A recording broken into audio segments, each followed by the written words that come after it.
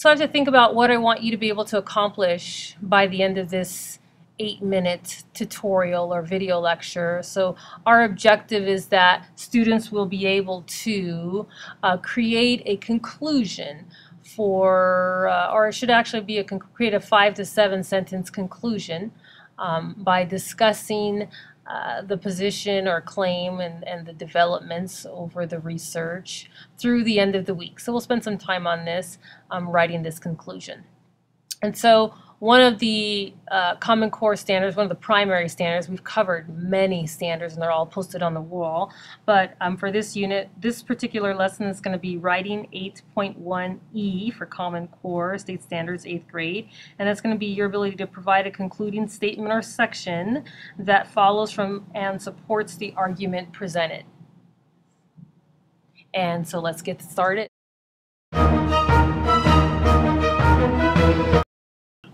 Hi class, it's Miss Miller here, and it's that time in our essay to go ahead and construct or create our conclusion for the argumentative response. And today what I'd like to do is take the time to share with you some tips on how to do that, and I'd also like to share with you a specific example on what that looks like for an argumentative response. One of the first tips that you're going to use when constructing your conclusion for your argumentative response is the first sentence, which is to rewrite or restate your thesis statement or position statement. This simply is the last couple of ideas expressed in your introduction. All you want to do is go to your template with all of the sentence frames and look for or select a different way to reword your position statement and rewrite that in your conclusion for the very first sentence. Also included in the very first sentence of your conclusion for the argumentative response can be some form of evidence, not necessarily anything specific that you would be putting in quotes, but some general way of phrasing the evidence. And you can see the way I combine that in the very first sentence of the example provided. Immediately following the first idea expressed in your argumentative conclusion would be the second sentence, or maybe the second idea, which states, why should your audience care and what makes this significant? The places where you can get this information will be to refer to your sentence frames, the template I provided you, and find the ones that would express your ideas or suits your ideas the best.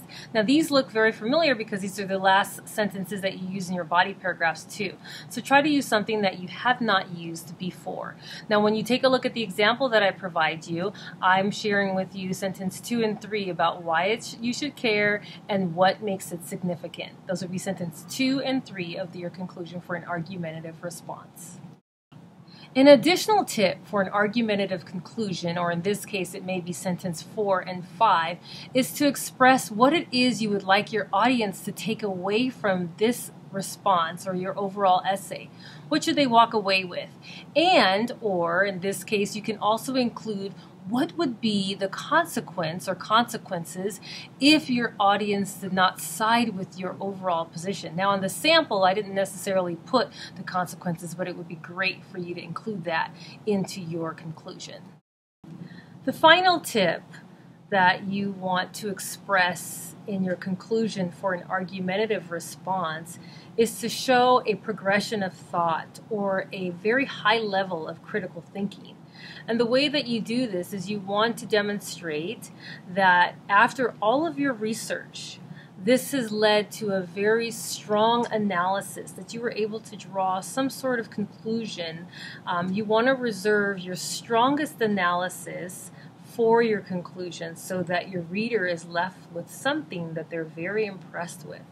And the progression of thought really means that when you started off at the very beginning of this process and prior to all of your reading, you felt one way, and your position may have developed into something quite unique. And it really demonstrates a very thorough reading and understanding of the text, and also your ability to think about it critically and put it all together into a final statement. So right now you're taking a look at the very first sentence in the conclusion for the argumentative response, and this sentence really is just the position statement along with some key details or evidence from the research combined. And so it reads, whereas Peru provides ample evidence that the DST, daylight savings time, and each time I refer to daylight savings time in this paragraph, it's going to be referred to as DST, benefits the country through energy conservation. So there's one key detail. Traffic safety, that's the second key detail, and reduced crime, that's the third one. Now here is how I complete the template. The U.S. airlines research on how landing and takeoff time is out of sync with time in foreign countries convinces me that perhaps we should revert to 6 months for the DST instead. So that's the first sentence for me. It's thorough. It's just a reflection of my position statement. Okay, so that's the first one. I want to move on to sentence number 2. And sentence number 2, again, I'm going to refer to my sentence frames or my templates to help me. I'm going to select the one that would best express my ideas, and I want to go with why we should care. So why is this important, or who cares? So in this second one, it's going to read, what this new research does then is correct the mistaken impression held by many earlier researchers that this change has no international implications. So this would just be my reasoning for why it's even significant, or why you should actually care about this topic. Now the third sentence is actually going to be why it's significant, and really these two sentences are interchangeable, so you just refer again to your sentence frames. It gives you several to choose from. Again, select the ones that best reflects how reflects your style of writing. So then this next one reads, although DST may seem trivial, it is in fact crucial in terms of today's concerns over the economic conditions in the United States. So you just have to think about how this all ties together. And obviously this might seem a little disconnected for you because you don't know what the entire research is, and you don't have the preceding paragraphs like the introduction and 2 bodies. So if you had that, then this would make more sense to you.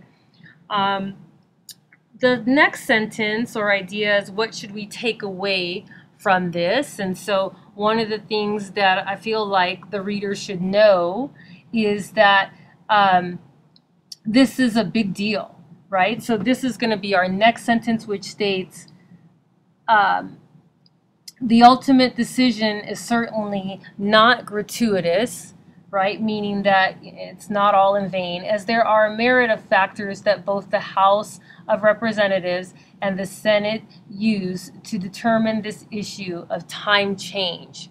Okay, so we're going to move on to perhaps our analysis, which is our strongest idea. And this one obviously could be a lot stronger, but it says, though the 2 additional hours can potentially improve the quality of individual lives, the financial burden this may have on the U.S. airlines is simply not sustainable. And so this concludes our conclusion. This is what it would look like, and hopefully you found that to be helpful.